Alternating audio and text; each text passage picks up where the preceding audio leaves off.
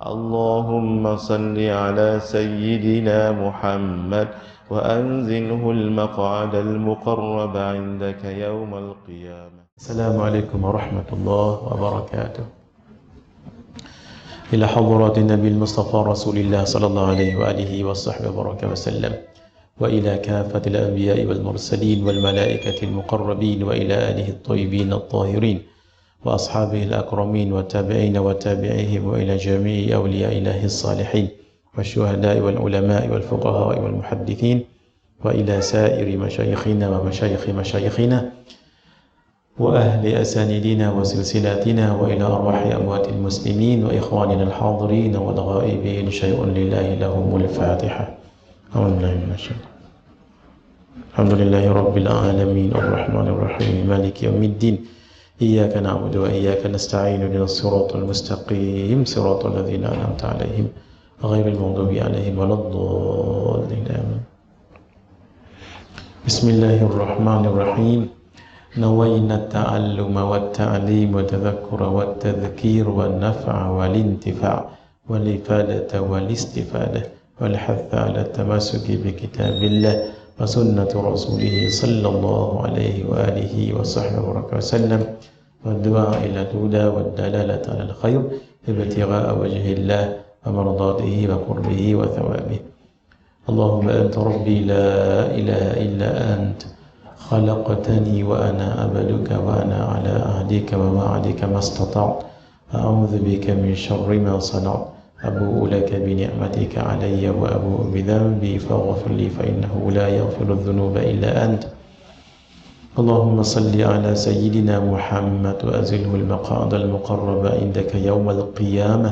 اللهم صل على سيدنا محمد وأزله المقعد المقرب عندك يوم القيامة. اللهم صل على سيدنا محمد وأنزله المقعد المقرب عندك يوم القيامة. Alhamdulillah,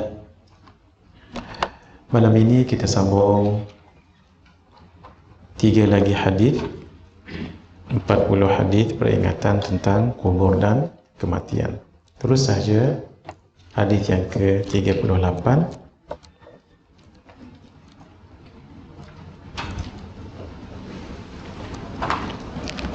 Bertasbih dan bertakbir selepas pengkebumian.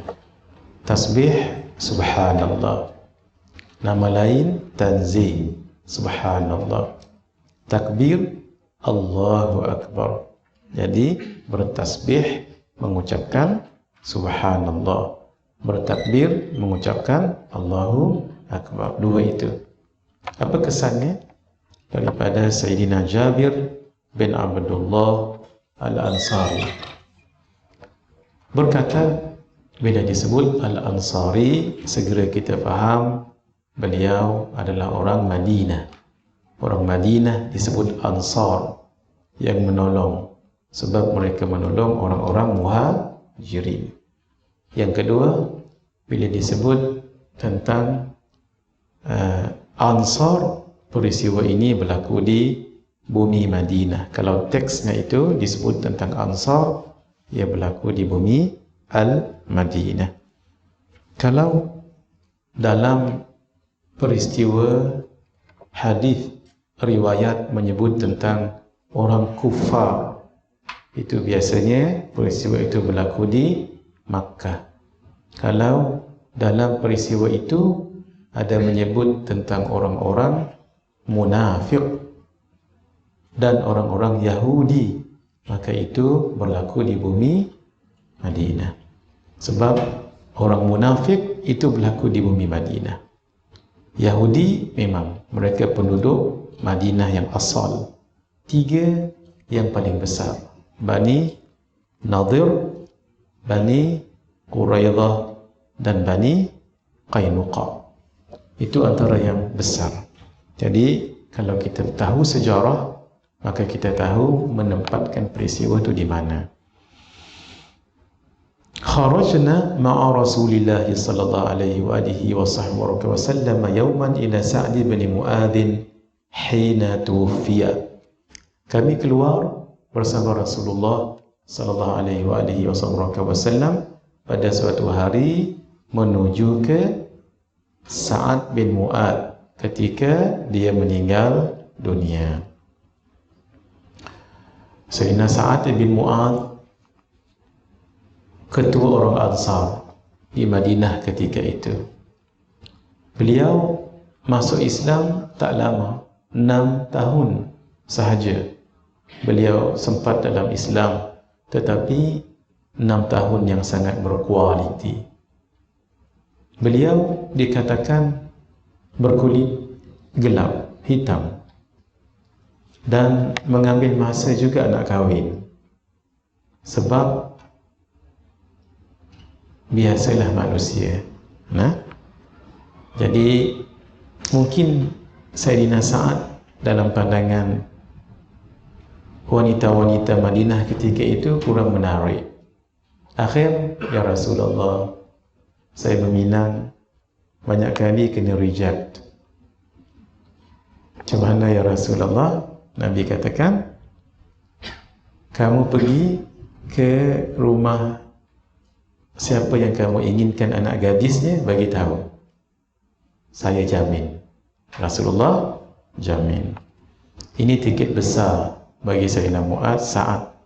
Lalu beliau pergi ke rumah seorang pakcik yang anak gadisnya paling cantik di bumi Madinah.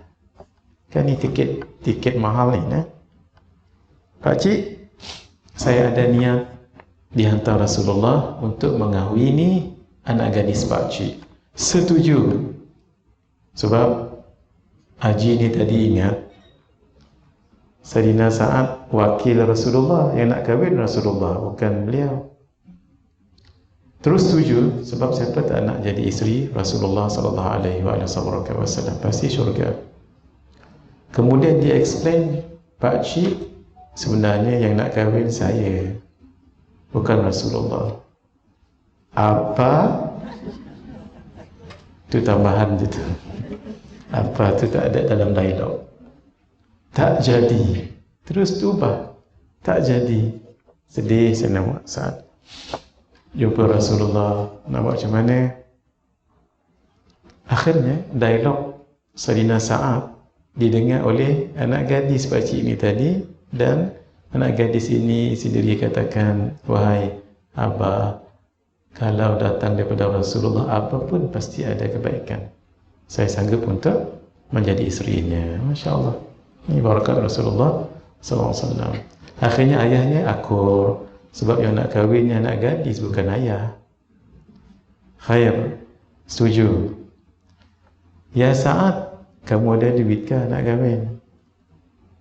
Allah kata, duit tak ada. Tak ada duit, hati nak kahwin. Ala kulli hal, jumpa Rasulullah SAW. Yang sponsor Sayyidina Uthman dengan Sayyidina Ali untuk Sa'ad kahwin. Dapat duit ketika dah nak siap bagi duit kahwin ni, dengar panggilan jihad daripada Nabi sallallahu alaihi wasallam. Beliau antara kahwin, jihad, mana satu? Akhirnya beliau pilih jihad. Duit yang digunakan untuk hantaran perkahwinan tadi semua digunakan untuk beli kuda dan kelengkapan perang. Sebab Nabi tak terima orang yang perang tapi tak ada apa-apa. Sebab waktu itu belum ada yang boleh sponsor. Masya Allah. Akhir beliau berperang dan syahid. Ceritanya panjang ya. Kita ada 3 hadis malam ni. Kubur Sayyidina Sa'ad bin Mu'adz itu dekat perkuburan Baqi'. Baqi' dikenal dengan Baqi'ul Gharqad. Baqi' yang banyak pokok gharqad. Di akhir perbincangan kita malam ni, saya nak sambung yang malam tadi tentang Dajjal. Kita habiskan dulu hadis ni.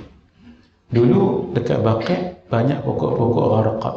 Akhirnya dipotong, sekarang tak ada lagi dah.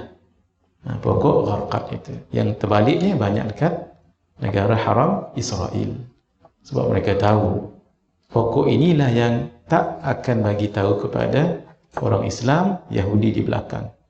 Adapun pokok lain, tembok-tembok lain, ya Muslim, wahai orang kafir, warai Yahudi, di belakangku ini adalah Orang Yahudi, faqtulhu, bunuh.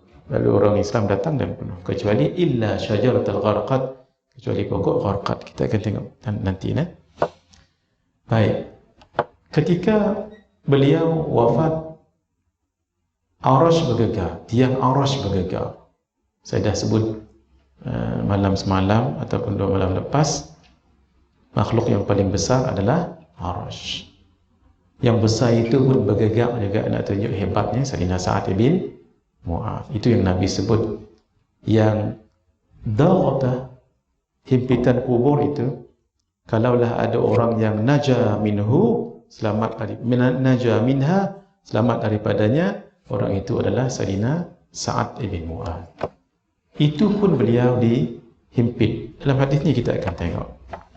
Qala, Sayyidina Jabir berkata, falamma salla alaihi Rasulullah sallallahu alaihi wa alihi wasallam wa wudi'a fi qabrihi wa suwiya alaihi. Setelah Rasulullah sallallahu alaihi wa alihi wa baraka wasallam menunaikan solat jenazah. Ini pun dah untung dah ni. Sebab Rasulullah yang dirikan solat jenazah, sudah pasti Nabi berdoa. Kalau Nabi doa, dimakbulkan Allah. Ini satu kemuliaan. Jenazahnya diletakkan di dalam kuburnya dan tanah diratakan atasnya, kemudian ditinggikan sedikit sebagai satu sunnah. Sabbaha Rasulullah sallallahu alaihi wasallam. Rasulullah membaca tasbih, subhanallah, subhanallah, fasabbahna tawilan. Lalu kami pun membaca tasbih dalam waktu yang lama, subhanallah, subhanallah, gitu. Thumma kabbar, kemudian baginda bertakbir. Bertakbir ni Allahu Akbar, bukan takbir. Bukan yang itu. Itu permulaan takbir, Allahu Akbar. Itu maksudnya. Fakabbarna, lalu kami pun membaca takbir juga, Allahu Akbar, Allahu Akbar. Selesai dalam tempoh waktu yang panjang, ini dikubur lagi ni. Faqila ya Rasulullah, lalu baginda ditanya, wahai Rasulullah, lima sabbahta thumma kabbarat, mengapa Tuhan membaca tasbih kemudian membaca takbir? Qala sallallahu alaihi wasallam, baginda menjawab, laqad tadayaqa ala hadzal abad as-salih qabruhu, sesungguhnya kubur hamba yang soleh ini, iaitu Sayyidina Sa'ad bin Mu'adh, menjadi sempit. Apa tadi? Sempit kerana himpitan kubur tadi itu. Hatta farrajahu Allahu anhu, sehingga Allah melapangkannya untuknya barakah tasbih dan takbir tadi. Sebab itu kata ulama, antaranya Al-Imam Ibrahim Al-Laqani, beliau punya kitab yang sangat barakah, yaitu kitab Jauharatul Tauhid. Antara kitab tauhid yang terbaik, namanya Jauharatul Tauhid. Tuan-tuan, puan-puan yang dah mengaji kitab-kitab yang dasar-dasar, kitab-kitab yang basic, naiklah ke kitab, antaranya kitab Jauharatul Tauhid. Kitab Jauharah. Cuma nak sedap lagi baca kitab Jauharah, Al-Imam Ibrahim Al-Laqani kena baca syarah dia. Antara syarah yang terbaik adalah kitab Tuhfatul Murid, syarah kepada kitab Jauharatul Tauhid. Kitab Jauharatul Tauhid karangan Al-Imam Ibrahim Al-Laqani, disyarahkan oleh Al-Imam Ibrahim juga, tapi Al-Bajuri. Ada yang baca dengan Al-Bayjuri, yang lebih fasih Al-Bajuri, sebab ada satu tempat dekat Mesir namanya Bajur. Jadi beliau dinisbahkan kepada tempat itu, Bajuri. Dalam Hasyiah Syarh As-Sudur, beliau menyebutkan hadis yang kita bacakan tadi mengisyaratkan bacaan tasbih dan takbir dapat meringankan bebanan orang yang meninggal dunia dalam menghadapi dahsyatnya kehidupan alam kubur, sejurus selepas dikuburkan. Jadi dibaca di mana Nabi baca? Di kubur. Kalau kita baca di rumah pun tidak mengapa juga, sebab tidak ada larangan melakukannya. Nah, bila tahu orang dah dikubur, banyak-banyak kita baca tasbih dan takbir, niatkan untuk yang meninggal tadi. Syekh Mula Ali Qari dalam Mirqatul Mafatih, Syarah Mishkat Al-Masabih menyebutkan, Al-Imam Ibn Hajar Al-Asqalani sahibu Al-Fath yang menulis kitab Fathul Bari di syarhi Sahih Al-Bukhari. Guru mulia kita almarhum Syekh Ahmad Fahmi Zamzam Al-Banjari Al-Nadwi Al-Maliki, beliau sebut barakahnya kitab Fathul Bari, banyak syurah, pensyarah hadis Al-Imam Al-Bukhari ramai, tetapi tidak dapat lawan kitab Fathul Bari karangan Al-Imam Ibn Hajar Al-Asqalani. Al-Imam Ibn Hajar Al-Asqalan terletak di kawasan Asqalan, kawasan negara ataupun tempat Asqalan, sebab itu nisbahnya Asqalani. Beliau Ibnu Hajar itu adalah kunyah, panggilan beliau. Ibnu anak, Hajar batu, anak batu. Cuma kita orang Melayu jangan terjemah anak batu. Ash-Shah Alami, Ibnu Hajar Al-Shah Alami, Ash-Shah Alami, maksudnya Ibnu Hajar orang Shah Alam. Tapi jangan diterjemah anak batu Shah Alam, jangan. Tapi asalnya memang Ibnu Hajar. Dikatakan ketika beliau kecil dahulu mengaji, beliau agak lambat menerima pelajaran. Akhirnya rasa sedih, lalu bawa diri sembunyi dalam gua. Ini diceritakan, dikatakan. Bila dia tengok dalam gua tu, dia macam bawa diri lah, orang lain cepat menghafal. Kenapa? Ana lambat. Lalu beliau dengar bunyi detikan, tik, tik, tik, ataupun tok, tok, lebih kurang itu ya. Bunyi apa ni dalam gua? Dilihat ada titisan air yang menitik di satu batu. Yang peliknya, batu tu jadi lekuk, kata. Nah, berapa lama dah air tu jatuh situ tu, berterusan sampai batu yang keras jadi lekuk. Walhal air itu sifatnya lembut, mesti proses ni mengambil masa yang lama. Lalu beliau berfikir, air lembut, batu keras, tapi kenapa jadi lekuk? Mesti lama. Proses ni bukan sekejap. Lalu beliau reflect, kalau batu yang keras ni boleh lekuk kerana air yang lembut, ini pula manusia yang mudah dibentuk hatinya. Saya yang lambat pelajaran tadi tu, kalau selalu bersungguh, insya-Allah dapat. Akhirnya beliau belajar daripada air dan batu. Itulah namanya hikmah. Hikmah ni diperhati, diamati, baru dapat hikmah. Al-hikmatu dalatul mu'min, disebut oleh Rasulullah sallallahu alaihi wasallam. Hikmah itu benda yang hilang dari kalangan orang mukmin. Fa aina tajidunaha, di manapun kamu jumpa hikmah itu, maka ambil ia. Ambil hikmah itu, walaupun di manapun, hatta di gigi binatang singa sekalipun. Kalau ia ada hikmah, ambil dan pelajari. Seorang tabi'in berzikir antara maghrib dengan isyak, dengan kepalanya diletak sebelah kiri, tunduk, tak bergerak-gerak. Berzikir waktu itu. Lalu orang tanya, Tuan Syekh, siapa yang mengajar Tuan Syekh zikir tunduk sebegini, tak bergerak-gerak, maghrib sampai isyak, kemudian solat? Beliau kata, saya belajar daripada kucing yang nak menangkap tikus. Kucing kalau tangkap tikus mana boleh bergerak-gerak. Gerak, dia cabut, lari. Begitu. Kalau dengan binatang, tikus, dan kucing. Kalau dengan air dan batu dapat pengajaran, ini pula dengan manusia. Karena itu hadirin, hendaklah kita insaf. Yang akhirnya Al-Imam Ibn Hajar Al-Asqalani menjadi seorang ulama yang terbilang, menjadi guru kepada Al-Imam Al-Syekh Zakaria Al-Ansari. Syekh Zakaria Al-Ansari, kerana beliau muammar, Syekhul Islam Zakaria Al-Ansari, kerana beliau muammar panjang umur, beliau pula jadi guru kepada Imam Ibn Hajar juga. Tapi Al-Imam Ibn Hajar Al-Haytami, Al-Imam Ibn Hajar Al-Haytami yang meninggal tahun 974 Hijriyah, yang menulis kitab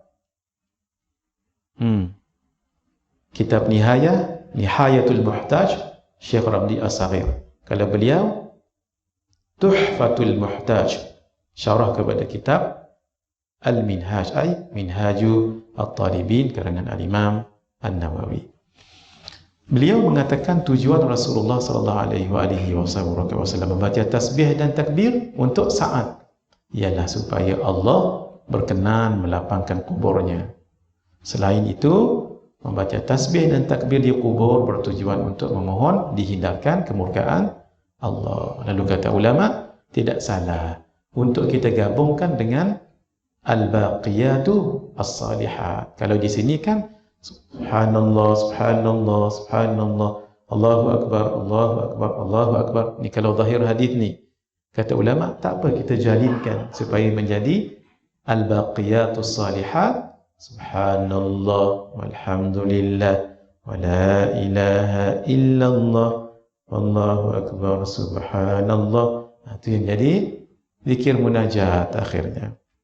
Al-Fadhil Dr. Badrul Amin. Kita tak lupalah jasa beliau. Sebab rentak yang kita zikir sekarang ni rentak beliau lah. Besar pahala beliau.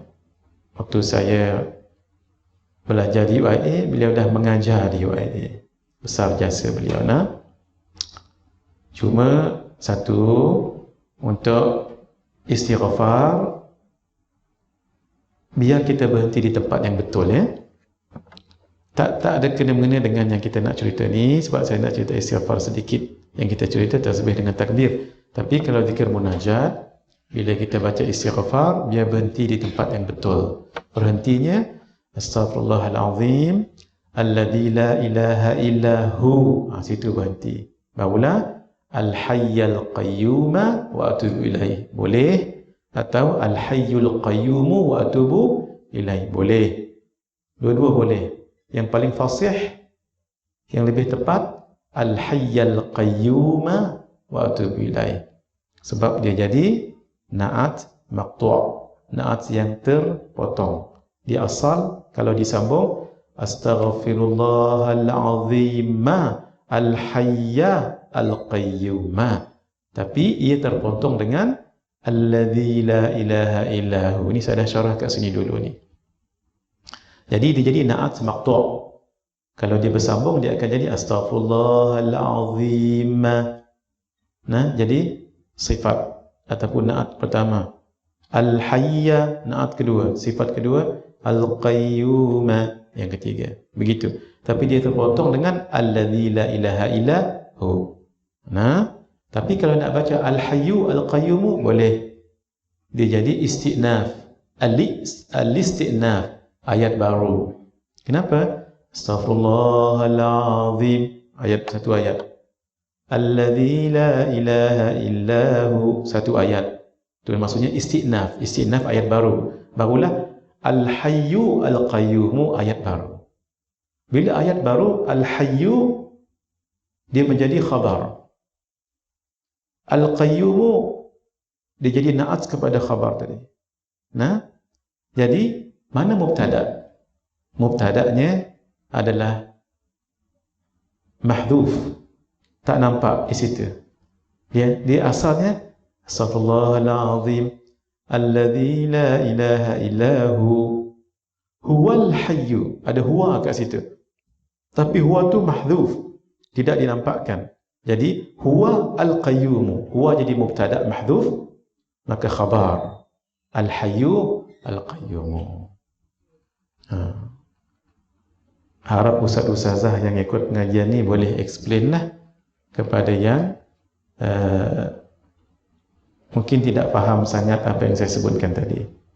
Nah, tengoklah ada masa nanti kita akan syarahkan yang itu. Tapi bacanya boleh dengan dua ya. Cuma saya nak sebut tadi berhentinya begini. Astaghfirullahalazim alladzi la ilaha illahu. Di situ. Maaf, kita selalu begini. Astaghfirullahalazim alladzi la ilaha illa. Barulah huwal hayyul qayyum. Itu kurang tepat. Kenapa? Ayatnya tergantung. Kalau kita baca Astaghfirullahalazim, aku mohon ampun kepada Allah yang Maha Agung, alladzi la ilaha illa, yang tiada Tuhan melainkan. Melainkan apa? Hu tu sebenarnya milik itu. Yang tiada Tuhan melainkan Dia. Tu yang penting hu tu. Boleh? Boleh? Al-Hayyul Qayyum atau Al-Hayyul Qayyum. Saya yakin dalam dewan ni, kalau tengok muka-muka ni, kebanyakannya Al-Hayyu Al-Qayyum. Tak mengapa. Maksudnya, bagus berzikir daripada kosong, tak ada apa. Al-Hayyu pun tak ada, Al-Hayya pun tak ada. Pasal saya tak berzikir. Mari kita sama-sama ikut saya ya. Kita berhenti dekat hu. Jangan berhenti illa. Boleh? Biasanya kita Astaghfirullahalazim alladzi la ilaha illa. Itu kurang tepat. Boleh? Tapi jangan pula katakan salah. Ketika berzikir macam tu, orang kata illa. Salah tu syekh. Jangan begitu. Biar kalau mereka dengar syarahan-syarahan sebegini, mudah-mudahan boleh diubah tu ya. Baik, kita baca sekali dan berhenti dekat hu tu ya.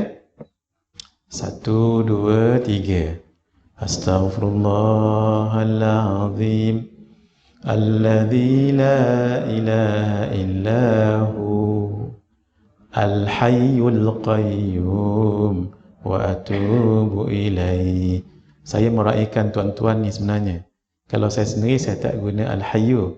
Saya guna Al-Hayya Al-Qayyum. Kalau tuan-tuan ada kitab Kanzus Sa'adah, kitab saya ni, semua Al-Hayya. Itu lebih fasih. Tapi, siapa yang baca Al-Hayyu, boleh. Apa ilahnya tadi? Apa sebabnya tadi? Kalau Al-Hayya Al-Qayyumah, dia menjadi na'at maqtu', sifat yang terputus. Kalau Al-Hayyu Al-Qayyumu, dia menjadi khabar kepada mubtada' mahdhuf yang disebut ayat baru istinaf. Baik.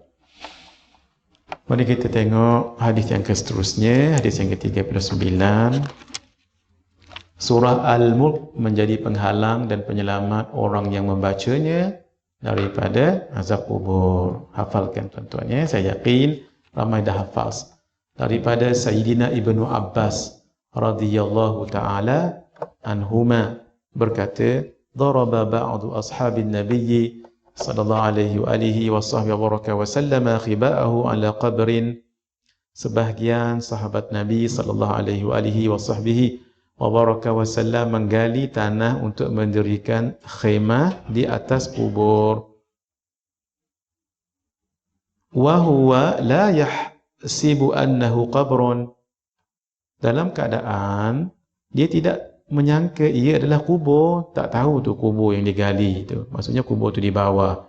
Fa idza fihi insanun yaqra'u surata tabarakalladzi biyadihi al-mulk hatta khatamaha. Tiba-tiba ada seseorang yang membaca surah tabarakalladzi biyadihi al-mulk sehingga mengkhatamkannya sampai 30 ayat.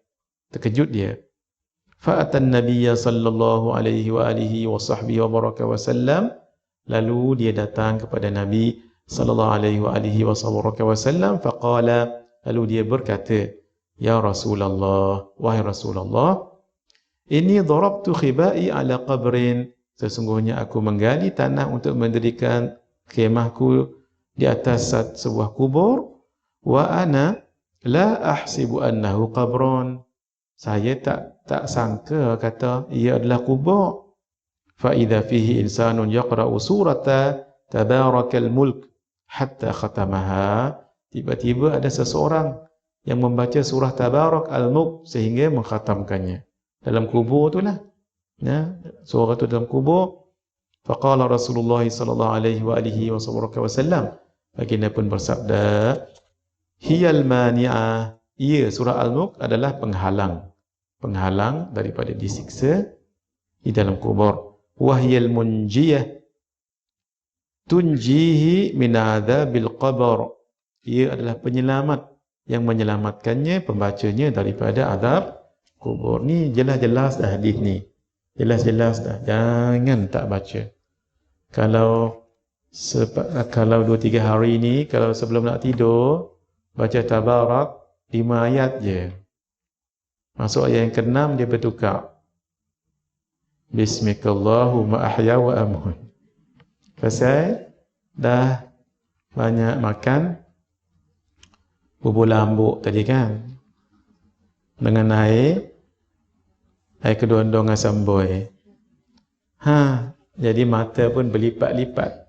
Kalau lagu tu di ketika kita kuat lagi selepas maghrib boleh. Selepas maghrib. Tadi saya baca dalam kenderaan nak sampai kat sini ni. Kita baca. Gitu. Jangan tak baca. Paksa diri baca. Sekarang ni senang sangat. Kalau tak hafaz, buka saja YouTube, cari qari yang tuan-tuan, puan-puan suka, on, kita ikut saja. Senang sangat-sangat ya. Baik. Dalam hadis yang lain daripada Sayyidina Ibnu Mas'ud radhiyallahu taala anhu, saya dah sebut tentang beliau. Orangnya kecil je Sayyidina Ibnu Mas'ud ni, tapi beraninya ya Allah. Terutama sekali berani baca Quran di hadapan pembesar-pembesar kufar Quraisy dekat Makkah, sehingga beliau ditumbuklah. Beliau pingsan beliau. Lalu dibawa diselamatkan oleh sahabat yang lain. Ketika sedar, dia tanya, apa yang berlaku ni? Itulah kamu tadi baca Quran depan mereka, lalu mereka tumbuk kamu, cederakan kamu. Itu yang kami selamatkan. Lepas tu dia kata, hang pon nak saya baca lagi kau? Punyalah berani nak juga baca. Beliau seorang yang sangat hebat orangnya. Sayyidina Ibnu Mas'ud radhiyallahu taala anhu, yu'tar rajulu fi qabrih. Didatangi seorang lelaki dalam kubur. Mungkinkah malaikat mendatanginya? Fatu'ta rijlah. Lalu didatangi kedua kakinya. Malaikat datang di arah kaki. Fataqulu rijlah. Kedua kakinya berkata, itu yang hebat tu. Dia relax je. Kedua kakinya akan jadi peguam. Apa? Laisa lakum ala ma qibali sabilun. Laisa lakum ala ma qibali sabilun. Tidak ada jalan untuk kamu melalui arahku. Interrogate-nya. Tak. Kenapa? Kana yaqumu yaqra'u bi surat al-Mulk. Dia pernah qiyam. Maksudnya bangun malam dan membaca surah Al-Mulk untukku. Bangun malam ini ada dua istilah. Satu qiyamul lail. Yang kedua tahajud. Kita bincang dari segi istilah dahulu, bukan nama. Jenis solat malam ada dua. Mana-mana solat malam, solat sunat yang dilakukan selepas solat isyak tanpa tidur sebelumnya, itu namanya qiyam. Tak tidur dulu, itu namanya qiyam. Contoh, Ramadan kita ni, kita dah tidur siang tadi, nak tidur tak apa nak kuat dah. Satu tak nak mata, tak nak tidur, 2, 3, 4. Kita pun buat solat tahajud. Solat tu namanya solat tahajud. Tetapi dalam kategori qiyamul lail. Sama juga. Tadi kita lepas buka puasa, perut kenyang sangat-sangat. Nak solat tarawih takut mudarat, takut muntah, ketika rukuk muntah habis ni tadi. Dan witir pun begitu juga, kita delay lah bagi dia turun dulu. Mata tak boleh nak tidur, pukul 3 baru kita solat tarawih ataupun solat witir tadi tu.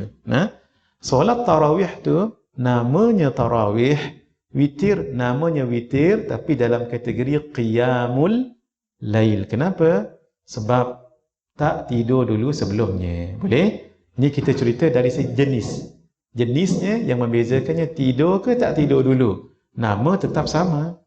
Boleh? Kalaulah tidur dahulu, selepas isyak tu tidur, baru kita buat solat itu. Namanya tetap nama solat itu, tapi kategorinya tahajud. Contoh, lepas kita buka puasa, solat isyak, kita pun tidur dulu, ambil energi.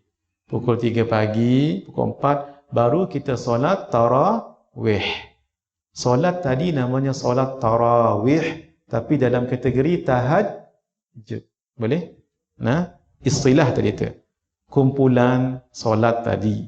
Yang membezakannya, dari segi istilah bukan nama tak berubah. Tapi, mana-mana solat sunat yang dilakukan selepas solat isyak, tanpa tidur dahulu sebelumnya, tu namanya qiyamul lail. Tapi kalau tidur dahulu tu namanya tahajud, walaupun nama solat tu lain. Boleh nah? Jangan keliru. Thumma yu'ta min qibali sadrihi au qala batnihi. Kemudian didatangi daripada arah dadanya, atau dia perawi-ragu daripada arah perutnya, whatever. Lalu fayaqul, kata perut ataupun dadanya, laisa lakum ala ma qibali sabilun. Tidak ada jalan untuk kamu melalui arahku untuk tanya dia apa-apakan dia. Kenapa? Kana yaqra'u bi suratal mulk. Dia pernah membaca surah Al-Mulk untukku. Thumma yu'ta ra'suhu. Kemudian didatangi kepalanya. Fayaqul, lalu kepalanya mengatakan, laisa lakum ala ma qibali sabilun. Tidak ada jalan untuk kamu melalui arahku. Kana yaqra'u bi suratal mulk. Kerana dia pernah membaca surah Al-Mulk untukku. Qala sallallahu alaihi wasallam. Lalu Rasulullah sallallahu alaihi wasallam berkata, bukan Ibnu Mas'ud, boleh dibetulkan di situ. Nabi yang mengatakan, bukan Ibnu Mas'ud. Fahiyal mani'ah. Ia surah Al-Mulk adalah penghalang. Tamna'u min adzabil qabri. Yang menghalang daripada azab kubur. Tu tuan-tuan, kita dah ada tiket dah ni. Nah, janganlah tinggal baca. Biar kita baca setiap malam. Nah, orang itu dianggap orang yang selalu membacanya. Kalau dia baca setiap malam, walaupun mungkin adalah beberapa malam dia letih sangat, lalu dia tertidur, tak dam dia baca, itu pun dikira orang yang selalu membaca juga. Tapi syarat dia selalu membaca. Tak membaca itu jarang-jarang. Wahya fit Taurat suratul Mulk. Dalam kitab Taurat, ia adalah surah Al-Mulk. Wa man qara'aha fi lailatin. Sesiapa yang membacanya pada waktu malam, tak kira malam mana pun. Tapi asalkan maghrib, daripada maghrib sampai isya, sampai subuh, itu namanya malam. Faqad akthara wa atyab. Maka sesungguhnya dia banyak mendapat pahala dan melakukan perkara yang bagus ataupun yang benar. Sebab itu digunakan perkataan lailah. Ada rahsianya ya. Sebab itu Lailatul Qadar tu diguna Lailul Qadar ke Lailatul Qadar? Lailatul Qadar. Apa beza dua ni? Bezanya, Lailah muannath, Lail mudzakkar. Muannath ini selalunya mencakupi. Kalau Lail itu tidak mencakupi. Ketika Allah Subhanahu wa taala menceritakan tentang peristiwa Isra', Allah gunakan lailan. Subhanalladzi asra bi 'abdihi lailan minal masjidil haram ila al masjidil aqsa alladzi barakna hawlahu linuriyahu min ayatina innahu huwas samiul basir. Kenapa Allah gunakan lailan? Kata ulama, sebab peristiwa ini berlaku 1/3 malam yang akhir. Dia bukan 1/3 awal, bukan 1/3 pertengahan, tapi 1/3 yang akhir. Dan berlakunya, kata Al-Imam Ibrahim Al-Bajuri dalam kitab beliau Tuhfatul Murid, syarah kepada kitab Jawharatul Tauhid, para ulama mengatakan Ia berlaku tidak lebih 3 ataupun 4 jam lebih sahaja. Nah, tak lebih daripada itu. 3 ataupun 4 jam. Sebab itu dia berlaku akhir. Nah, 1/3 yang akhir. Pendapat yang lebih tahqiq mengatakan Isra' dan Mi'raj sampai ke Sidratul Muntaha. Itu pendapat lebih tahqiq. Tapi pendapat yang masyhur sampai Arasy. Kan Sidratul Muntaha mustawa Arasy. Jauh antara satu-satu ni 500 tahun. Kita dah cerita malam tu. Sampai di Arasy. Itu kebanyakan ulama. Hatta Al-Imam Al-Busiri dengan Al-Imam Al-Busiri dengan Al-Imam Abdul Rahman Ad-Daibai mengatakan juga di Arasy. Sehingga Al-Imam Al-Busiri menyebutkan thumma yarudduhu minal Arasy qabla an yabrudal farash. Thumma, kemudian, yarudduhu minal Arasy, Allah kembalikan daripada Arasy. Maksud daripada Arasy ke muka bumi. Tuan-tuan dapat bayang tak berapa jauh tu?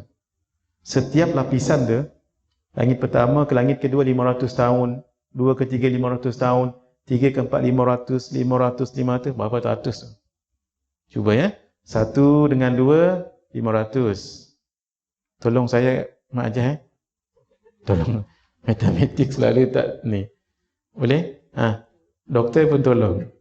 500, 1 ke 2 500. Dah 500 dah. 2 ke 3 1000. 3 ke 4 kira saya nak ujung je, saya nak dengar yang ujung je. Total up tu saya nak tengok sum up saja nak. Semula. 1 ke 2, 2 ke 3, 3 ke 4, 4 ke 5, 5 ke 6, 6 ke 7, 7 ke Sidratul Muntaha, tambah 500 ya. Sidratul Muntaha ke Mustawa, tambah lagi 500. Mustawa ke Arasy, berapa semua? 4,500. Saya campur semua sekali. 4,500 tahun. Betul? Kenapa jadinya? 1, 2, 3, 4. 1, 2, 3. 1 ke 2, 1. 1, 2, 3, 4, 5, 6, 7. Sidratul Muntaha, Mustawa, Arasy 9 darab dengan 5, 4,500 tahun. Ya Allah, jauhnya tu. Subhanallah. Ya, kalau kita dakik, kita analyse peristiwa Isra' Mi'raj ni, memang kita, ya Allah, mustahil adat, bukan mustahil akal, mustahil adat. Mana mungkin? Kata Imam Al-Bajuri tadi tu, ulama mengatakan tak lebih berapa jam? 3 atau 4 jam. Ni tadi saja dah 4,500 tahun. Dan Nabi bukan daripada Arasy terus ke muka bumi, tak. Pergi ke langit yang ke-6 jumpa Nabi Musa. Berapa kali turun naik tu? 9 kali. Tu kalau nak congak lah. Daripada Makkah pergi ke Palestin 1,123 km dengan unta yang paling kuat, sejam pergi sejam balik. Itu saja dah 2 jam, 2 bulan. Sejam pula, sebulan pergi sebulan balik. Tu ya 2 bulan. Sebab itu kalau kita fikir dengan adat, mustahil adat. Tapi mustahil akal tak? Tak. Kita mengaji sifat 20, tolong diingat ya. Benda ini bukan illogic. Benda ini logik. Kalau Allah mahu. Sebab satu kita belajar sifat 20. Ada hukum syarak, ada hukum akal, ada hukum adat. Baik. Masya Allah. Sebab itu Isra' dan Mi'raj berlaku tak lama. Allah guna lailan. Subhanalladzi asra bi 'abdihi lailan. Sebahagian malam. A part of night. The last one third of night. Tapi kalau lailah, inna anzalnahu fi lailah. Lailah tu maksudnya malam. The whole night. Daripada maghrib sampai ke subuh. Tuan-tuan, Lailatul Qadar berlakunya daripada maghrib sampai ke So, apapun yang kita lakukan, semuanya bernilai 1000 bulan. Kita realize tak realize. Asalkan buat benda baik je. Kalau Kak Ajah tuang air pada suami anak-anak, pahala tuang air tu, pahalanya 1000 bulan. Tuanglah air setiap malam. Supaya dapat mana tahu, dan kita ada kaedah yang ulama-ulama bagi, itu untuk kita lebih berfokus. Bukan makna tinggalkan malam lain, tidak. Kan? Ada nanti saya akan kongsikan insya-Allah bagaimana kalau jatuh Ramadan, hari Isnin, bagaimana ya. Kita akan kongsi malam esok insya-Allah. Malam esok kita khatamkan kitab ni dan kita akan guna kitab baru malam lusa. Kalau boleh hadir malam esok sebab kita nak ijazahkan ini. Bila ijazah ni tuan-tuan bolehlah meriwayatkan hadis ni dan boleh mengajar pula. Siapa yang mampu mengajar yang baik. Baik.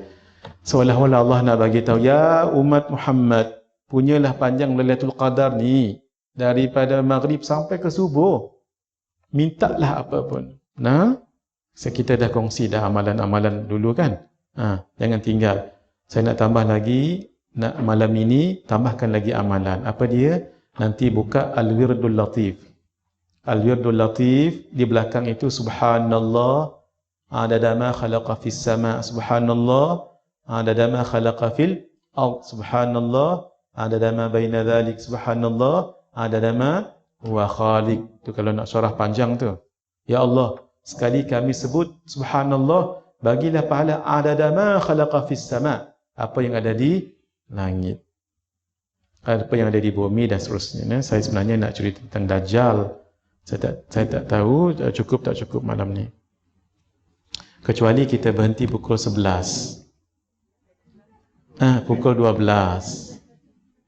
Tengok nanti, kalau saya nak rasa hati nak cerita, saya cerita. Kalau tak, postpone lagi malam esok. Tengok dulu macam mana. Bismillahirrahmanirrahim. Rebutlah peluang 10 yang terakhir ini. Tambah lagi sikit tadi amalan. Apa dia? Jangan lupa. Sempatkan masa, bukakan Zu Sa'adah. Mana-mana kitab tak mengapa. Buka Al-Wirdu Al-Latif yang di belakang tu. Subhanallah adada ma khalaqa fis sama, kemudian alhamdulillah adada ma khalaqa fis sama sampai habis. La ilaha illallah adada ma khalaqa fis sama sampai habis. Allahu akbar adada ma khalaqa fis sama sampai habis. La haula wala quwwata illa billahil aliyyil azim. Tambah lagi. Apa dia? Walaupun tak ada dalam Imam Al-Haddad, tak bubuh. Tapi kita kalau nak bubuh bagus. Salawat al-ummi. Allahumma salli ala sayyidina Muhammadin abdika wa rasulika nabiyil ummi wa ala alihi wa sahbihi wa sallim adada ma khalaqa fis sama. Allahumma salli ala sayyidina Muhammad abdika wa rasulika nabiyil ummi wa ala alihi wa sahbihi wa barik wa sallim boleh ataupun wa sallim saja boleh. Adada ma khalaqa fil ard. Sambung. Kemudian tambah lagi salawat yang kita baca awal tadi tu. Salawat syafaat namanya. Allahumma salli ala sayyidina Muhammad wa anzilhu al-maq'ad al-muqarraba indaka yawmal qiyamah adada ma khalaqa fis sama. Ni tak ada dalam kitab ni, keajarnya boleh tak boleh tambah. Allahumma salli ala sayyidina Muhammad wa anzilhu al-maq'ad al-muqarraba indaka yawmal qiyamah adada ma khalaqa fil ard. Tambah. Walaupun dalam Imam Al-Haddad tak tambah. Tapi kalau kita berzikir, kita niat, ya Allah, ini tidak ada dalam Imam Al-Haddad, ini daripada masyayikh yang lain. Tidak salah. Itu dia. Terutama sekali malam-malam sebegini ni. Itu minimum sekali. Kalau nak banyak kali lebih bagus. Siapa yang baca pada waktu malam, maka telah banyaklah dia mendapat manfaat, pahala dan melakukan yang baik-baik. Dalam riwayat yang lain, Sayyidina Ibnu Mas'ud radhiyallahu ta'ala anhu juga berkata, man qara'a tabarakalladzi biyadihil mulk. Maksudnya ni hadis daripada Ibnu Mas'ud, maksudnya mauquf ya. Sesiapa yang membaca tabarakalladzi biyadihil mulk kulla lailatin, setiap malam, mana'ahu Allahu biha min adzabil qabri, Allah akan menghalangkannya daripada azab kubur. Wa kunna fi ahdi Rasulillah sallallahu alaihi wasallam nusammiha al-mani'ah. Kami pada zaman Rasulullah sallallahu alaihi wasallam menamakannya dengan al-mani'ah, penghalang atau penglindung daripada azab kubur. Wa innaha fi kitabillahi suratun Sesungguhnya ia dalam kitab Allah Al-Quran adalah satu surah. Man qara'a biha fi kulli lailatin faqad akthara wa ataba. Sesiapa yang membacanya pada setiap malam, maka sesungguhnya dia banyak mendapat pahala dan melakukan perkara yang baik, yang benar. Jangan tinggallah ya. Baik, keterangan dalam kitab Tuhfatul Ahwadhi yang dikarang oleh Syekh Al-Mubarakfuri mengatakan bahawa maksud al-mani'ah, penghalang, ialah yang menghalang dan menyelamatkan daripada azab kubur atau sebarang maksiat yang menyebabkan azab kubur. InsyaAllah. Maksudnya di dunia tu. Kalau dalam kubur, memang azab kubur. Al-munjiyah yang menyelamatkan pula boleh jadi sebagai penguat kepada al-mani'ah atau ia boleh juga sebagai menafsirkannya. Mani'ah yang mani' yang menghalang pun lebih kurang sama. Kita khatamkan dulu hadis ini pada muka surat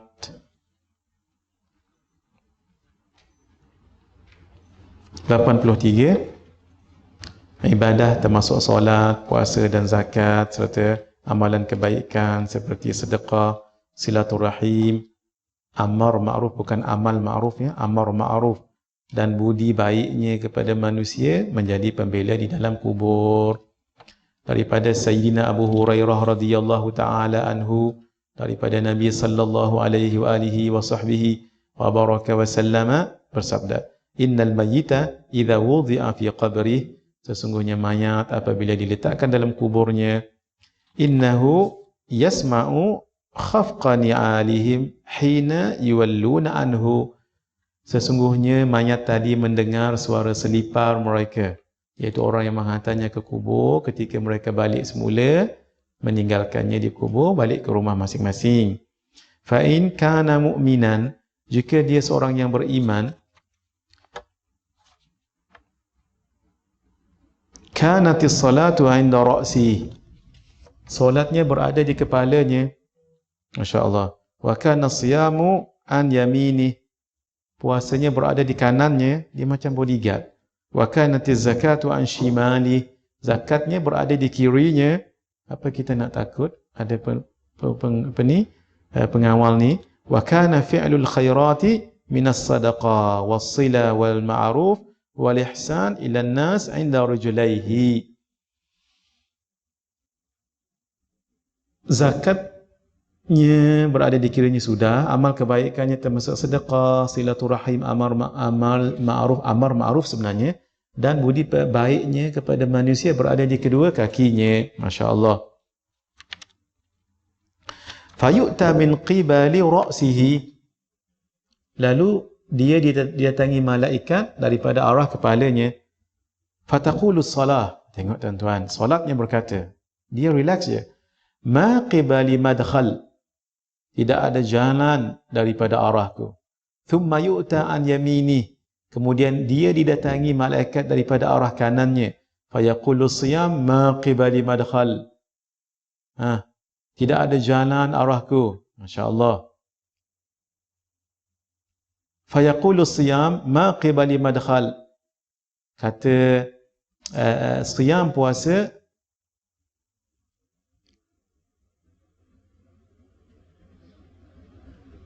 tidak ada jalan daripadaku. Thumma yu'ta min qibali yasari, lalu didatangi malaikat daripada arah yasar, kirinya. Fataqulu zakah, lalu zakat mengatakan, ma qibali madkhal, tidak ada jalan daripadaku. Thumma yu'ta min qibali rijlai, kemudian dia didatangi malaikat daripada arah kedua kakinya. Fataqulu fi'lul khairat minas sadaqah was-sila wal ma'ruf wal ihsan ila an-nas ma qibali madkhal, lalu amal kebaikannya termasuk sedekah, silaturahim, amar ma'ruf dan budi baiknya kepada manusia akan defend dia dan mengatakan tidak ada jalan daripadaku. Semua selamat. Masya-Allah ya. Khair. Hadirin, saya ambil masa 15 minit ataupun 10 minit dengan izin. Siapa yang rasa nak balik silakan ya. Saya nak khatamkan dulu yang saya janji malam tadi itu. Baik, sekali lagi, fasa kehidupan manusia sudah kita sebutkan malam tadi kan. Fasa yang pertama, fasa Rasulullah SAW 63 tahun sudah selesai. Khulafa' Rasyidin pun ya.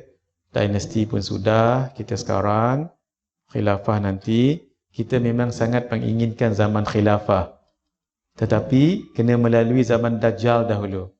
Kalau boleh biar kita lepas zaman Dajjal. Maksudnya tak bertemu dengan Dajjal. Takut keimanan kita tergugah ya. Itulah tempohnya 1500 tahun. Itu tidaklah secara tepat, tapi itu sekadar pendapat. Satu lagi zaman yang kita tak tengok dah, yang merah tu, itu untuk orang kafir. Akan berlaku satu peristiwa besar sebelum tanda kiamat yang pertama, iaitu Imam Mahdi akan turun. Bukan turun, akan lahir ya. Barulah tanda pertama, Dajjal yang saya nak cerita sikit malam ni. Kemudian turun Nabi Isa alaihissalam. Keluar makhluk yang ganas, manusia juga mereka ni, Ya'jud dan Ma'jud. Kemudian tanda yang keempat, matahari terbit daripada barat. Yang kelima, binatang daripada bumi boleh bercakap. Kemudian Al-Quran diangkat. Ia bukan tanda besar tapi peristiwa besar.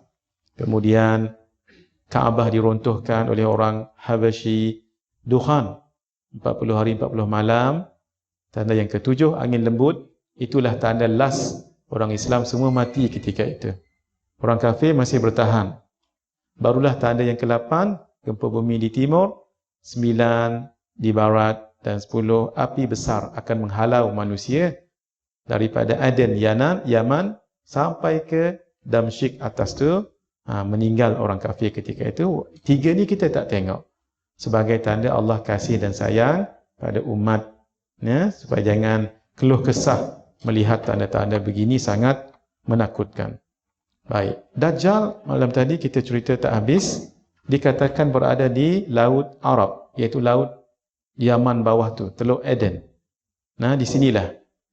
Dirantai, pernah dijumpai oleh sahabat Nabi dan 30 orang di kalangan mereka waktu tu masih lagi Kristian ya. Lalu mereka berada dalam kapal, dipukul ombak dengan taufan sampai mereka 30 hari 30 malam dalam tu. Sampai dibawa ke satu pulau. Nak sampai ke pulau tu agak cetek, lalu mereka menggunakan perahu-perahu kecil. Ketika sampai di daratan pulau itu, lihat satu binatang yang penuh bulu sehingga tak diketahui betina ke jantan.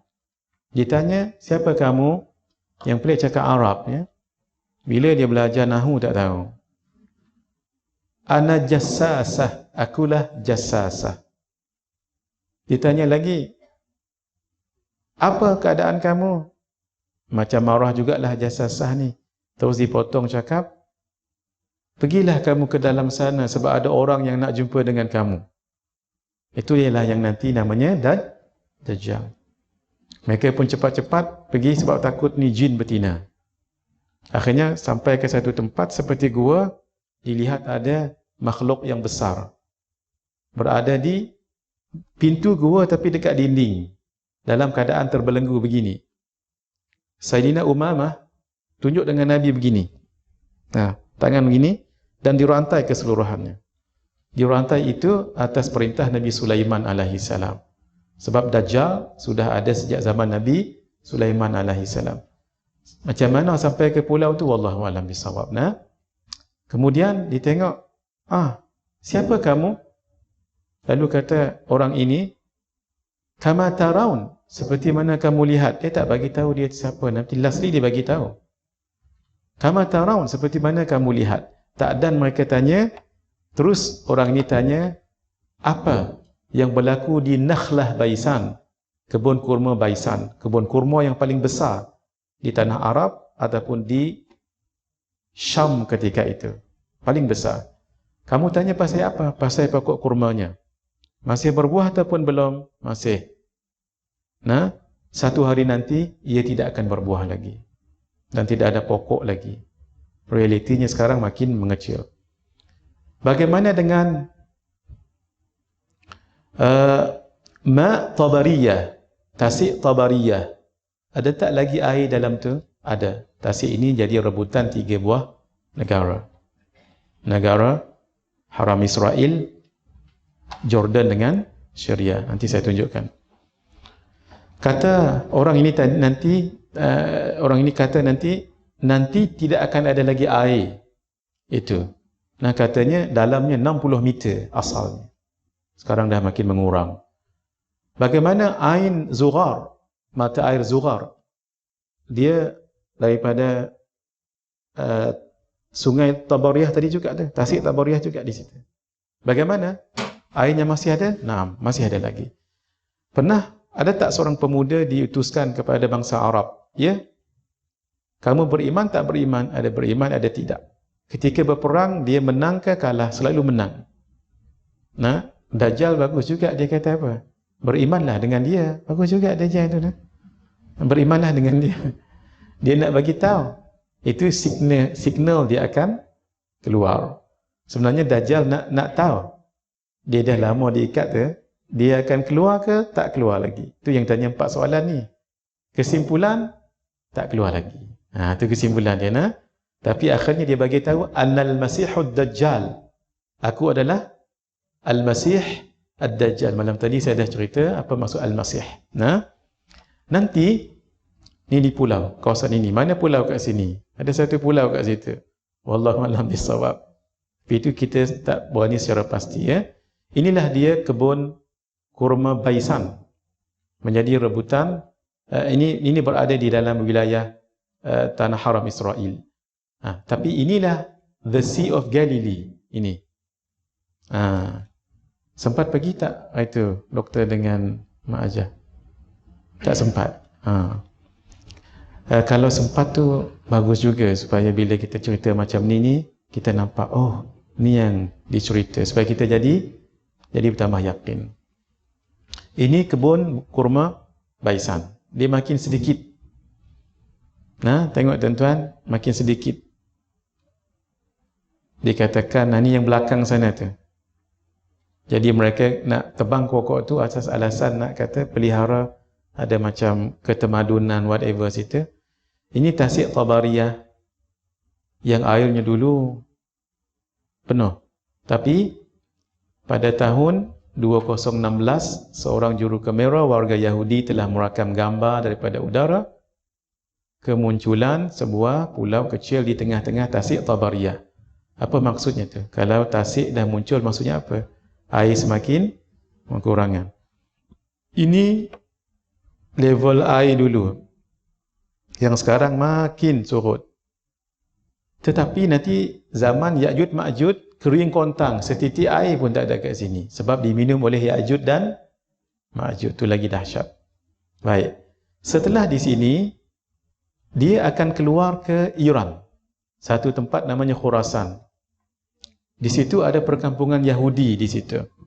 Nah, wallahu alam ni saya dengar daripada Al-Fadhil Ustaz Wadi Anwar kita. Nanti dia akan pergi ke sebelahnya itu. Namanya Isfahan ataupun Asfahan. Sudah ada 70,000 orang Yahudi yang sangat committed untuk jadi tentera Dajjal. Di situ. Mereka pakai toilasan. Toilasan ni selendang letak atas kepala ni. Sangat committed. Ini namanya Khurasan, ini Asfahan, dekat Iran. Peliknya kenapa dekat Iran tu? Wallahu a'lam bisawab. Pelik di situ. Barulah akan menyebarkan dakwahnya di kawasan Iraq dan Syria. Barulah akan pergi ke seluruh dunia. Perginya dengan cepat sekali. Allah bagikan fitnah. Mereka pergi ke seluruh dunia ni sangat cepat sekali. Dalam masa 40 hari. Dengan pengikut-pengikutnya. Macam mana wallahu alam kita tak tahu. Tapi dengan cepatnya. Seluruh dunia akan dilingkungi dalam masa 40 hari. Tidak terkecuali Shah Alam. Ketika itu belilah tiket pergi umrah. Kenapa? Dia tidak akan masuk di dua negeri. Makkah dan Al-Madinah. Baik. Sebab itu pergi ke situ ataupun pergi ke Syria. Sebahagian ulama kata begitu. Daripada keluar Dajjal sampai mati nanti Dajjal dekat Babul Lut. Dekat Palestin. 40 hari. Tapi 40 hari ini sangat challenging. Sebab hari pertama sampai 40 ni, hari pertama dirasakan seperti setahun. Contohnya hari Isnin matahari ni daripada sini sampai ke sini setahun masanya. Akhirnya tak ada malam. Nak tidur tak tidur. Orang yang kuat tidur tetap tidur. Sebab dia solat macam mana? Solatnya bukan ikut matahari dah. Sebab matahari masih kat sini. Setahun baru nak sampai maghrib tu. Ikut jam. Agak-agak lah. Lepas kita solat subuh, 6 jam tu, lohok lah tu. 3 jam, 4 jam, asak lah tu. Begitulah berlaku, Masya Allah, 1 tahun. Tolong diingat, ketika 40 hari ni, sebelum itu berlaku peristiwa 3 bulan. Dunia ini kemarau panjang. 3 bulan, consecutively. Bulan yang pertama, 2/3 air tidak ada. Ini bagi orang yang tak mengaku Dajjal sebagai Tuhan. Siapa yang mengaku Dajjal sebagai Tuhan, hidup dengan aman. Dikatakan mewah makanan itu setinggi gunung. Roti-roti itu setinggi gunung. Maksudnya sangat mewah. Tapi with one condition. Apa dia? You have to admit Dajjal is your Lord. Itu je. Dajjal dia tak rampas harta kita. Dia tak bunuh. Satu je slogan dia. Ana Rabbukum. Akulah Tuhan kamu. Kamu percaya? Tak. Contohnya, Kak Ajah tu tak percaya. Tak percaya saya kamu Dajjal. Contoh kalau dia berani bercakap dengan Dajjal lah. Betul ni Ajah? Tak. Saya belajar sifat 20. Kuat lagi dia nah. Hang adalah Jirim. Kalau dia kuat lah. Ajah, kata Dajjal ni. Ajah nak emas tak? Apa? Perempuan kan cayak dengan emas ni. Ya Dajjal, ya Ajah. Janganlah macam tu. Contoh. Ni dialog. Tak ada lah mesra-mesra macam tu. Tak ada masa Dajjal nak pergi tempat lain pula. Ya Ajah, wahai bumi, keluarkan emas. Kak Ajah, bukan keluar emas ketul macam ni. Berbatang-batang emas keluar. Siapa tak nak? Tambah perempuan, maaf ya. Akhirnya mengaku jadi pengikut Dajjal. Balik ke rumah jadi macam biasa pengikut Dajjal. Tapi iman yang telah ditarik tadi habis. Itu je. Tujuan Dajjal tu je. Itu bahaya. Setahun lamanya. Bulan yang kedua, 1/3 air habis. Maksudnya tinggal 1/3 air. Bulan yang ketiga, setitik air pun tak ada. Lalu sahabat jadi concern, ya Rasulullah, macam mana nak survive kalau tak ada air, makanan pun tak ada. Lalu kata Nabi SAW, makanan kamu waktu itu, subhanallah, walhamdulillah, wa la ilaha illallah, Allahu Akbar. Sebut je itu, macam makan breakfast, kenyang. Nanti lapar lagi kan matahari kan, berlalu kan tengah hari, lapar lagi, baca lagi ramai-ramai, main semua anak beranak ni. Subhanallah, walhamdulillah, wa la ilaha illallah, wallahu akbar. Kenyang macam gitu. Tetapi kehidupan sangat-sangat challenging. Kalau kampung A bersebelahan dengan kampung B je. Tapi kampung A beriman dengan Dajjal. B tak. B ini memang makanan payah, air pun tak ada. Tapi sebelah ni, dengan perekonomiannya, dengan makanannya. Tapi semua, na'udzubillah min dzalik, habis. Terbatal akidah masing-masing. Ni tahan ni elok-elok ni.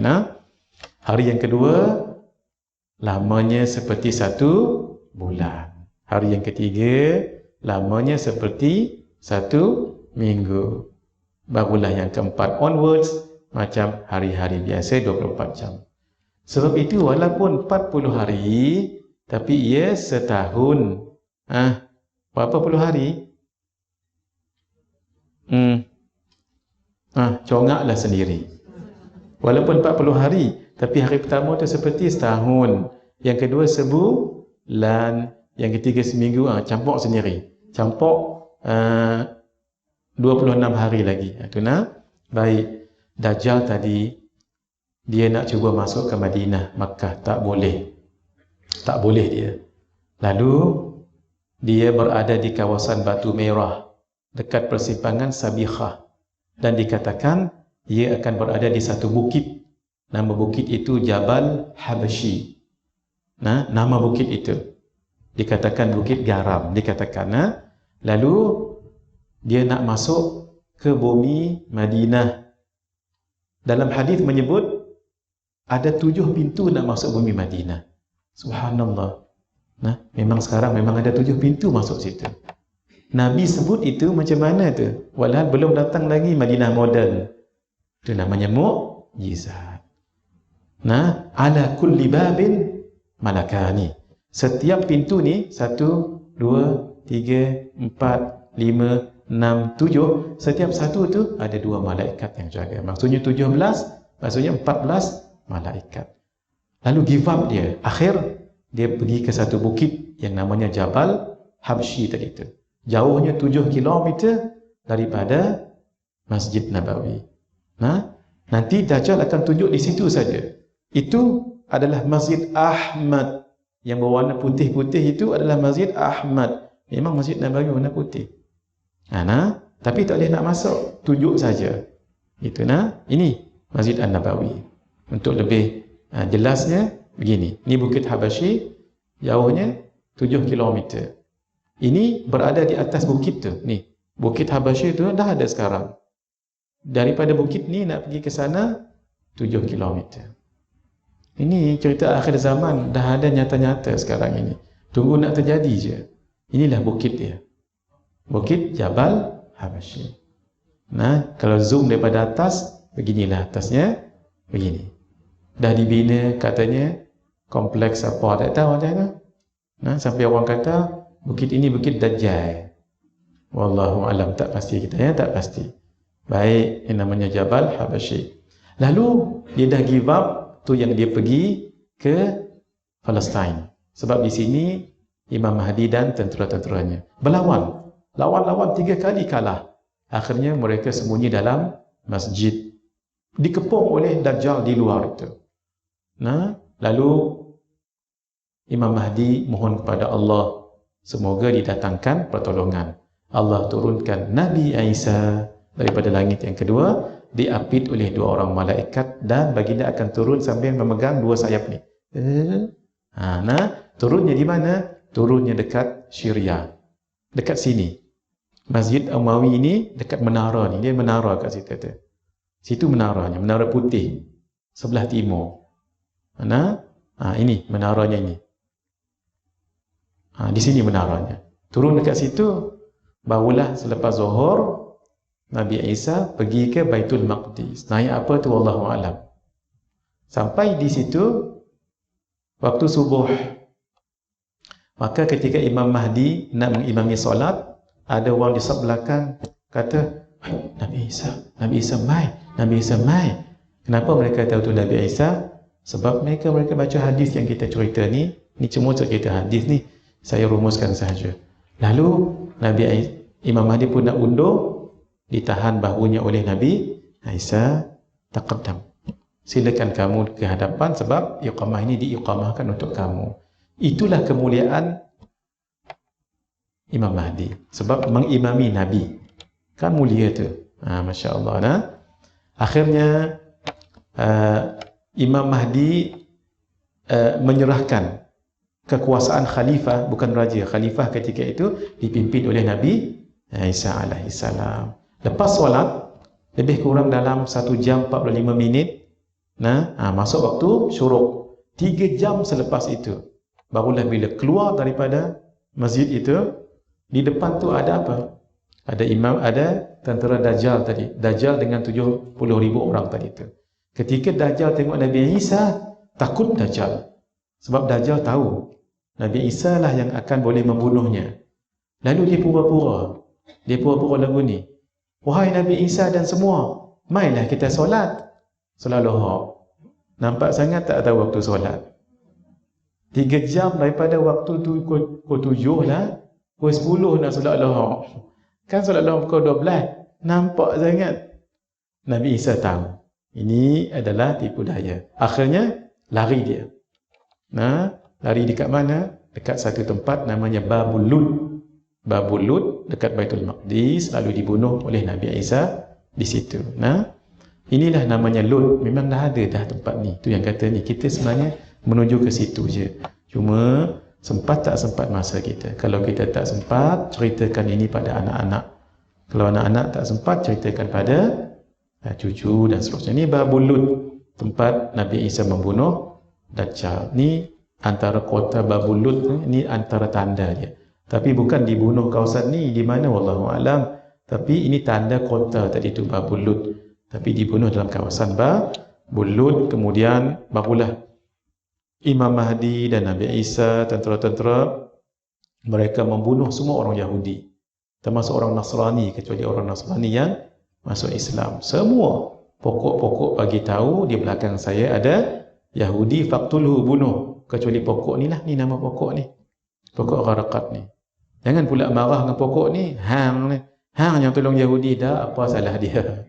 Kita lah yang bersedia, bukan pokok. Pokoknya besar juga tu belakang tu. Depa tanam lah ni elok. Nah, sejak daripada zaman 1970, tanam sikit-sikit kecil je tu. Sampailah tuan-tuan tengok sebelah kanan itu. Tu nah, itulah. Baik, insya-Allah malam esok kita akan sambung hadis yang ke-41 sampai ke 43. InsyaAllah kita khatam malam esok. Nah, nanti saya bincang dengan Ustaz Khairul. Untuk malam yang berbaki ini mungkin kita akan baca kitab ringkas yang baru pula ya, insyaAllah. Hadza wabillahi taufiq wal hidayah. Wassalamualaikum warahmatullahi wabarakatuh. Bismillahirrahmanirrahim. Alhamdulillahirabbil alamin. Wassalatu wassalamu ala asyrafil anbiya'i wal mursalin wa ala alihi washabbihi ajma'in. Allahumma ij'alna minal ladzina yastami'una al-qawla fayattabi'una ahsana.